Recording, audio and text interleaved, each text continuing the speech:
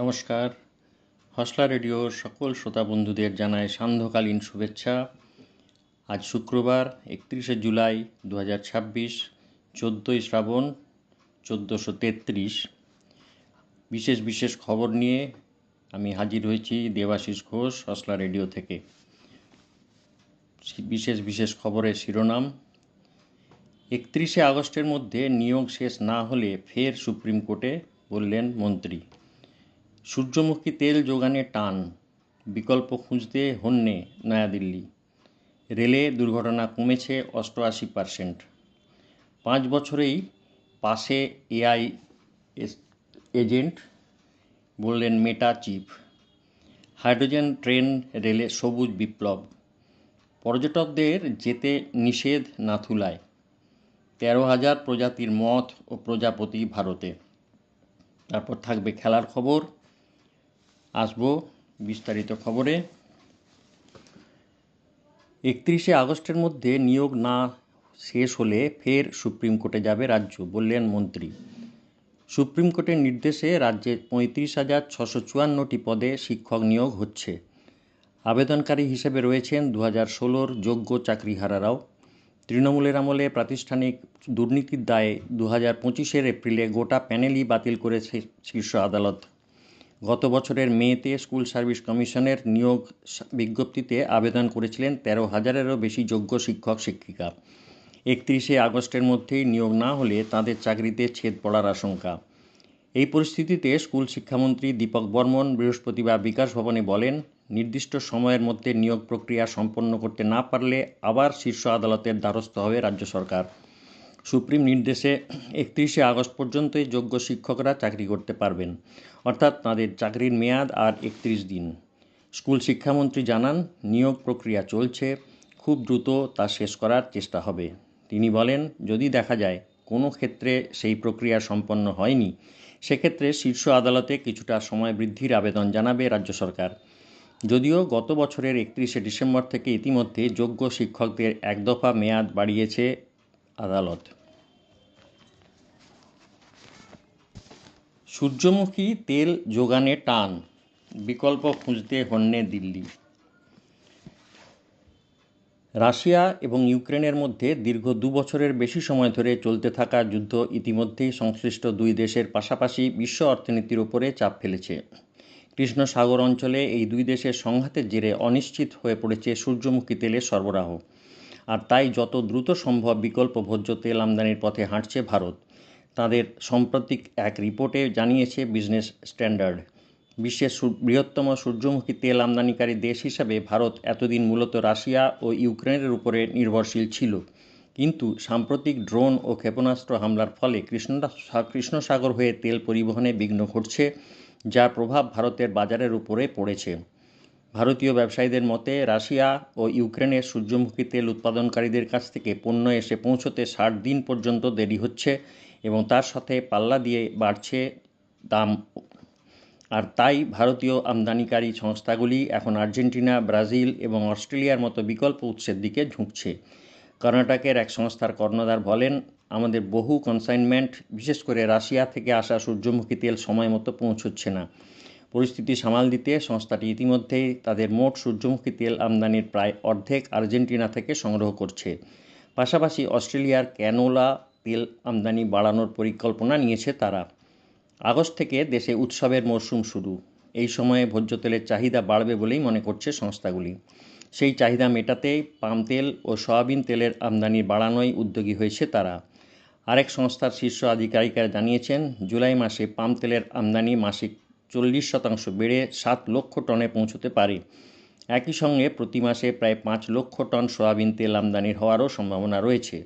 দেশে ভোজ্য তেল প্রস্তুতকারী সংস্থাগুলির সংগঠন সলভেন্ট এক্সট্রাক্টার্স অ্যাসোসিয়েশন অফ ইন্ডিয়ার দেওয়া তথ্য অনুযায়ী চলতি বছরের প্রথম 6 মাসে ভারতের মোট ভোজ্য তেল আমদানির প্রায় 20%ই সূর্যমুখী তেল ছিল।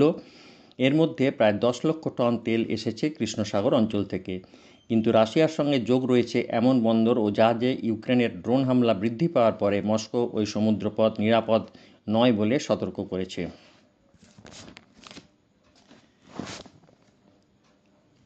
রেলে দুর্ঘটনা কমেছে 88%। প্রযুক্তি নির্ভর নিরাপত্তা ব্যবস্থা, পরিকাঠামোর আধুনিকীকরণ এবং রক্ষণাবেক্ষণে জোর দেওয়ার ফলে দুর্ঘটনার সংখ্যা উল্লেখযোগ্যভাবে কমেছে বলে দাবি করল রেল বোর্ড। কেন্দ্রের প্রকাশিত সর্বশেষ রিপোর্ট অনুযায়ী 2026-27 অর্থবর্ষে দেশের জুন পর্যন্ত মাত্র 2টি বড় ট্রেন দুর্ঘটনা ঘটেছে। 2014-15 অর্থবর্ষে এই সংখ্যা ছিল 135। 2025-26 অর্থবর্ষে দুর্ঘটনার সংখ্যা নেমে এসেছিল 16তে। অর্থাৎ এক দশকে দেশে রেল দুর্ঘটনার সংখ্যা প্রায় 88% হ্রাস পেয়েছে বলে দাবি রেলের।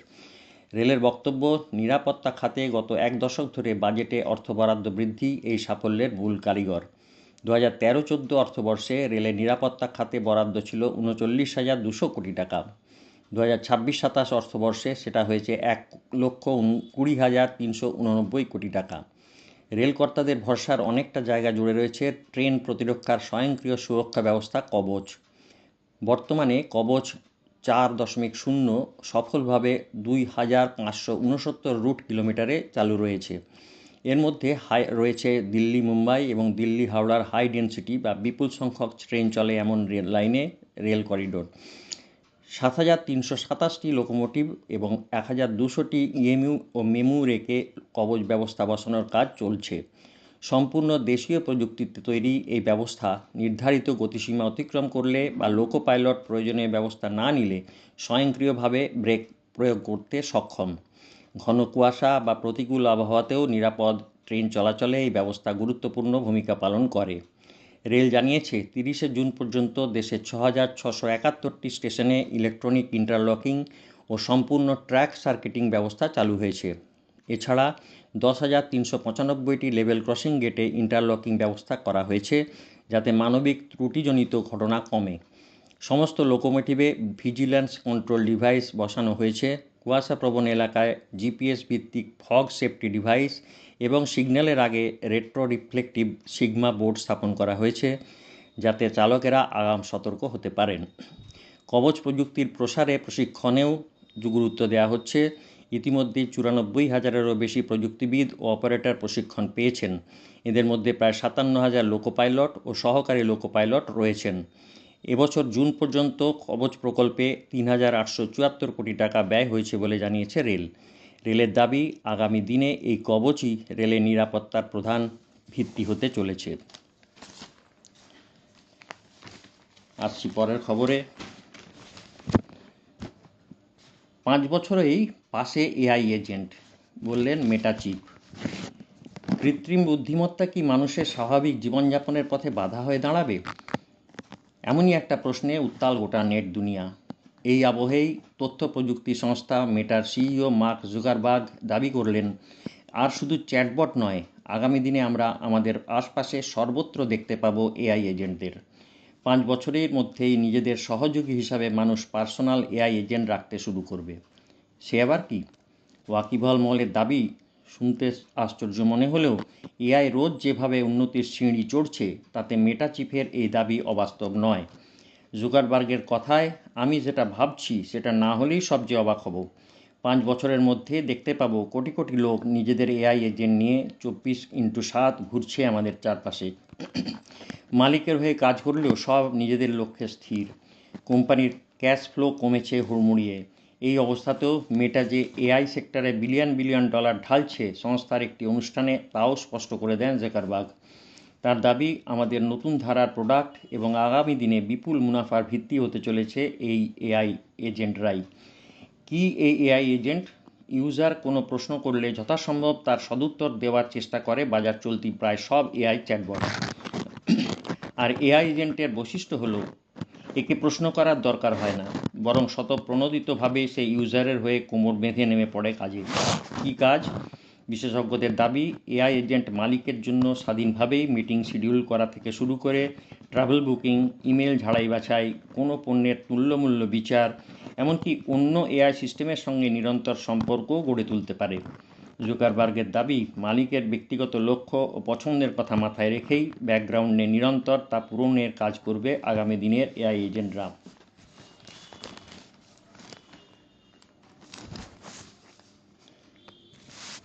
হাইড্রোজেন ট্রেন, রেলে সবুজ বিপ্লব।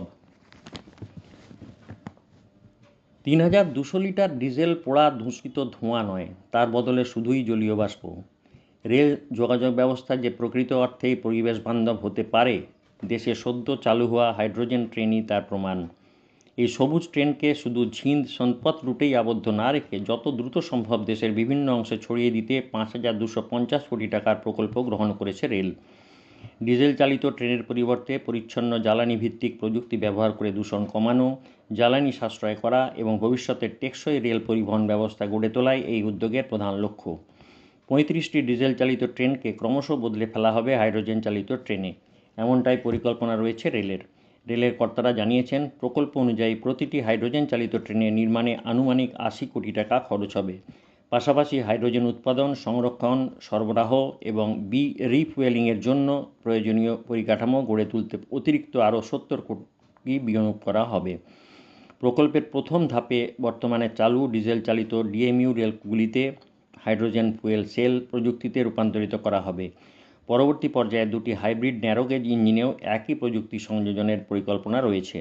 রূপান্তরের সময় ডিজেল ইঞ্জিন, অল্টারনেটর, রেডিয়েটর, সহায়ক জেনারেটর, জ্বালানি ট্যাঙ্ক, জলবাহী পাইপ, ব্যাটারি এবং ইনভার্টারের মতো প্রচলিত যন্ত্রাংশ অপসারণ করে নতুন প্রযুক্তি বসানো হবে।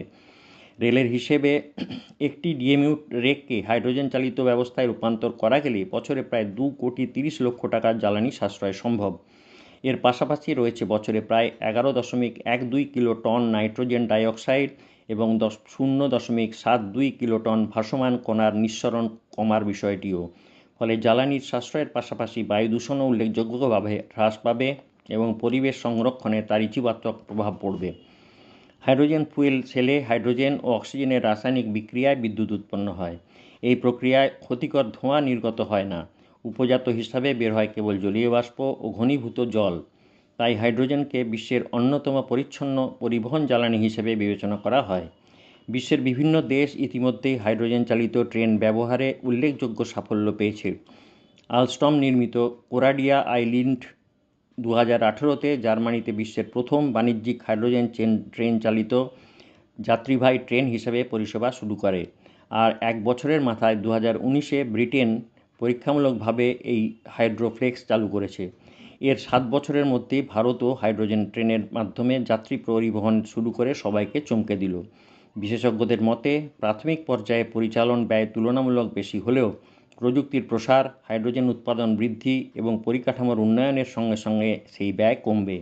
ভারতীয় রেলের এই উদ্যোগ দেশের সবুজ জ্বালানি অভিযানে নতুন গতি আনবে, কার্বন নিঃসরণ কমাবে, আমদানি নির্ভর জীবাশ্ম জ্বালানির ব্যবহার হ্রাস করবে এবং পরিবেশ বান্ধব, আধুনিক ও টেকসই রেল পরিবহন ব্যবস্থার ভিত্তিকে আরও শক্তিশালী করবে বলে মনে করছেন বিশেষজ্ঞরা।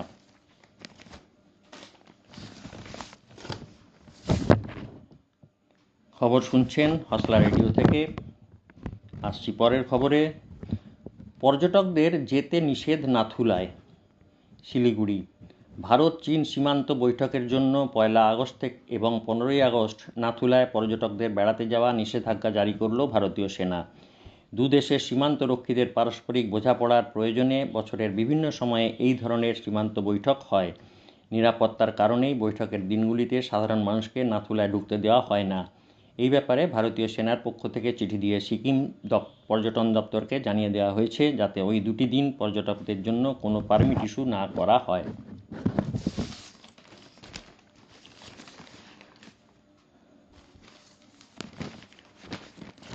তেরো হাজার প্রজাপতি ভারতে। জীববৈচিত্র্য সংরক্ষণ ও প্রাণীবিজ্ঞান গবেষণায় ঐতিহাসিক মাইল ফলক স্পর্শ করল ভারত। কেন্দ্রীয় পরিবেশ, বন ও জলবায়ু পরিবর্তন মন্ত্রকের অধীনস্থ জুলজিক্যাল সার্ভে অফ ইন্ডিয়া বা জেডএসআই ১২ বছরের নিরবিচ্ছিন্ন গবেষণার পরে দেশের প্রজাপতি ও মদ জাতীয় পতঙ্গ লেপিডপ্টেরা এর প্রথম পূর্ণাঙ্গ জাতীয় তালিকা বা ক্যাটালগ অফ লেপিডপ্টেরা অফ ইন্ডিয়া প্রকাশ করল। ১০০ বছরেরও বেশি সময় ধরে দেশের বিভিন্ন প্রান্তে ছড়িয়ে ছিটিয়ে থাকা শ্রেণীবিন্যাস সংক্রান্ত তথ্যকে একত্রিত করে তৈরি এই সংকলন আন্তর্জাতিক জীববৈচিত্র্য গবেষণার ভারতের অবস্থানকে আরও মজবুত করল। জেডএসআইয়ের বিজ্ঞানী নবনীত সিং ও রাহুল যোশীর নেতৃত্বে এই প্রকল্পে ফিল্ড সার্ভে, বিভিন্ন জাদুঘরে রাখা সংগ্রহের পুনর্মূল্যায়ন এবং বিপুল বৈজ্ঞানিক তথ্য বিশ্লেষণের কাজ চলছিল টানা 12 বছর ধরে। শেষ পর্যন্ত 22 খণ্ডের এই বিশাল সংকলনের শেষ খণ্ডটি আন্তর্জাতিক খ্যাতিসম্পন্ন বিজ্ঞান পত্রিকা জুট্যাক্স সাথে প্রকাশিত হয়েছে। গবেষকদের মতে এটি ভারতের পতঙ্গ বৈচিত্র্যের সবচেয়ে নির্ভরযোগ্য ও আধুনিক তথ্যভাণ্ডার। নতুন এই তালিকা অনুযায়ী ভারতে বর্তমানে প্রজাপতি ও মথ জাতীয় পতঙ্গ মিলিয়ে লেপিডপ্টেরা প্রায় 13,703টি প্রজাতি রয়েছে। এগুলো 3,705টি গণ বা জিনাস, 240টি উপপরিবার বা সাব ফ্যামিলি, 102টি পরিবার বা ফ্যামিলি এবং 31টি সুপার ফ্যামিলির অন্তর্গত। বিশ্বের পরিচিত লেপিডপ্টেরা প্রজাতির প্রায় 8.25%ই ভারতের ভূখণ্ডে পাওয়া যায়।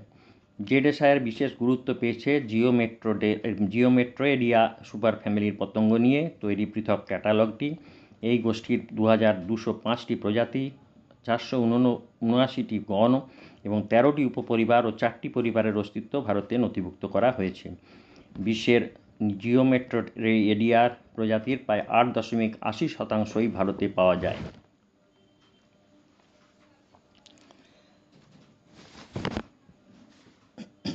আসছি খেলার খবরে। যুব ভারতীতে ব্রাজিল বনাম ভারত। অবিশ্বাস্য হলেও ব্যাপারটা সত্যি। 5 বারের বিশ্বকাপ জয়ী ব্রাজিল ফুটবল টিম খেলতে আসছে কলকাতায়। 3রা অক্টোবর কার্লো আনচেলত্তির ব্রাজিলের প্রতিপক্ষ খালিদ জামিলের ভারত। কয়েকদিন ধরেই ব্রাজিলীয় মিডিয়ায় প্রকাশিত খবরের ভিত্তিতে জল্পনা ছিল ফিফা ফ্রেন্ডলি ম্যাচ খেলতে ব্রাজিলের টিমের কলকাতায় আসার কথা। বৃহস্পতিবার রাতে সেই জল্পনায় শিলমোহর দিল অল ইন্ডিয়া ফুটবল ফেডারেশন। তারা তাদের সরকারি এক্স হ্যান্ডেলে লিখেছে, এই তারিখটা ইতিহাসের পাতায় লেখা থাকবে। ভারতের সঙ্গে ব্রাজিল আন্তর্জাতিক ফ্রেন্ডলি খেলবে সল্টলেক স্টেডিয়ামে 3রা অক্টোবর। ব্রাজিল ফেডারেশনও ঘোষণা করেছে তাদের আগামী দিনের সূচির কথা, যেখানে দেখা যাচ্ছে কাসেমিরো মার্কোইনোসরা 25 ও 29শে সেপ্টেম্বর অস্ট্রেলিয়ার বিরুদ্ধে কুইন্সল্যান্ডে 2টো ফিফা ফ্রেন্ডলি খেলবেন। তারপরে তারা কলকাতায় আসবেন। বিশ্ব র্যাঙ্কিংয়ে ব্রাজিল এই মুহূর্তে রয়েছে 5 নম্বরে। ভারত এর আগে কখনো এমন উচ্চ র্যাঙ্কিংয়ে থাকা টিমের বিরুদ্ধে খেলেনি। সেই হিসাবে এটা তো ভারতের কাছে ইতিহাসই। এআইএফএফের deputy general secretary M Satyanarayan বলেছেন, আমরা ব্রাজিল টিমকে স্বাগত জানাচ্ছি আমাদের দেশে। এটা একটা অসাধারণ ব্যাপার ভারতীয় ফুটবলের পক্ষে। অবশ্যই এটা দেশের ফুটবলের একটা ল্যান্ডমার্কও। জাতীয় টিমের ডিরেক্টর সুব্রত পালের মন্তব্য, ভারতীয় ফুটবলারদের কাছে এটা একটা স্বপ্ন। বিশ্ব ফুটবলের সবচেয়ে বড় ও সফল দেশের বিরুদ্ধে খেলার সুযোগ পেলে ভারতীয় ফুটবলাররা বুঝতে পারবেন তাদের অবস্থানটা সঠিক কোন জায়গায়। এমন অবিশ্বাস্য ব্যাপার ঘটানোর মূল উদ্যোক্তা অবশ্যই ফেডারেশন প্রেসিডেন্ট কল্যাণ চৌবে। তাঁর দীর্ঘদিনের চেষ্টাতেই এটা সম্ভব হতে চলেছে। এটা ফিফা উইন্ডোয় হওয়া ব্রাজিল তাদের সেরা ফুটবলারদের নিয়েই ভারতে আসবে বলে আশা ফেডারেশন কর্তাদের।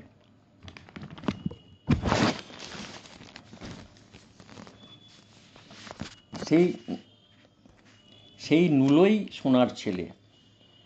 তুই তো নুলো, তোকে ভিক্ষে করে খেতে হবে।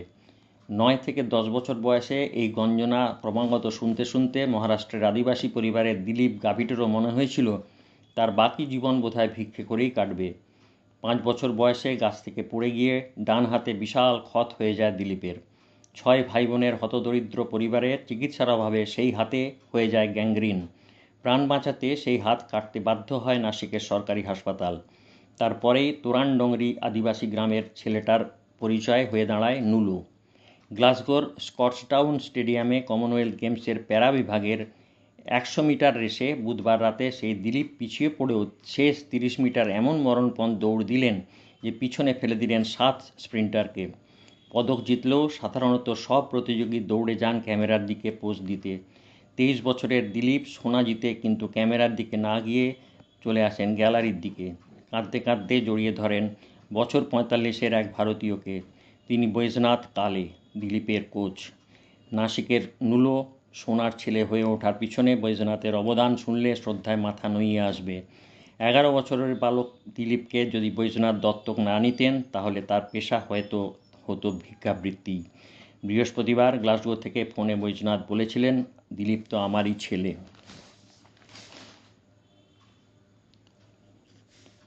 খবর আজকের মতো এখানে শেষ করছি। নমস্কার।